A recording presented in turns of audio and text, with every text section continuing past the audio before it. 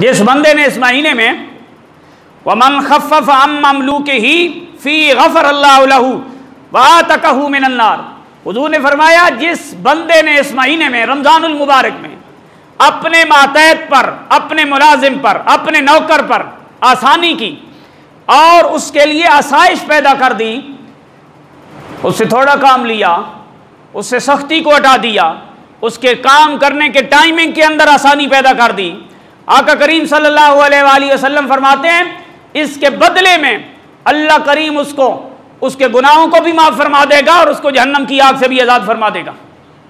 क्योंकि हर मर्द जितने भी लोग होते हैं कोई ना कोई तो मातहत आ ही जाता है।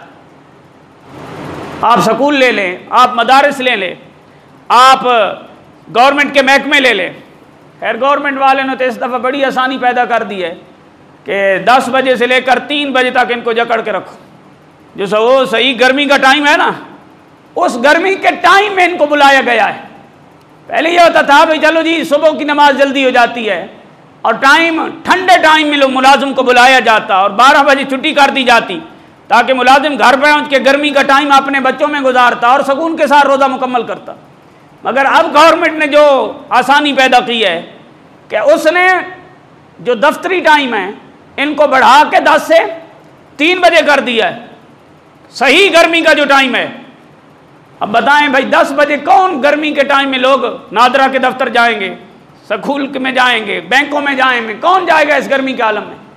लेकिन टाइमिंग ये रख दी है, क्यों रखी है? उन बेचारों को क्या पता रोज़ा कैसा होता है, उनको क्या पता रोज़ा कितना मुश्किल होता है और गर्मी के आलम में रोज़ा रखना कितना औखा होता है। एसी कमरों में बैठ कर सिर्फ फैसले कर देते हैं, उन्हें यह अंदाज़ा नहीं होता कि रोज़ा रखने वाला बंदा 10 से लेकर 3 बजे तक अगर गर्मी के माहौल में गुजारेगा तो फिर उसकी हालत क्या होगी। कल मैं एक जगह तकरीर करने के लिए गया, वहाँ मुझे एक स्कूल टीचर मिले। उन्होंने कहा इस दफ़ा तो मत मारी गई हमारी कि 30 किलोमीटर दूर मोटरसाइकिल पे आना जाना होता है, जाते हुए भी तबाह हो जाते हैं, आते हुए भी तबाह हो जाते हैं। अब लोग दुआएं दे रही है गवर्नमेंट को कि इस गवर्नमेंट को इतना पता नहीं भाई रोज़ा रखना कैसे होता है और रोज़े की हालत क्या होती है, रोज़ा रख के बंदा कैसे गुजारा कर सकता है। तो इस जो हदीस मुबारक का मफहूम है, हुजूर ने फरमाया जो अपने मुलाजिम और नौकर पर आसानी करें अल्लाह करीम उसके गुनाह भी बख्श देता है और उसको जहन्नम से आज़ाद भी कर देता है। तो हमारी दर्स निज़ामी में एक मफहूम मुखालिफ भी पढ़ाया जाता है।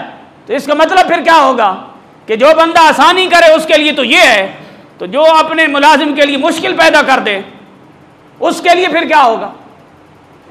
जो अपने मुलाजिम को और तंग कर दे और नौकर को और तंग कर दे तो फिर उसके लिए क्या सज़ा होगी? उसके लिए तो सज़ा बढ़ जाएगी कि जब आसानी करने वाले को जहन्नम की आग से आज़ाद किया जा रहा है तो जो मुश्किल में डाल रहा है उसके लिए तो गया जहन्नम की आग भड़का दी जा रही है।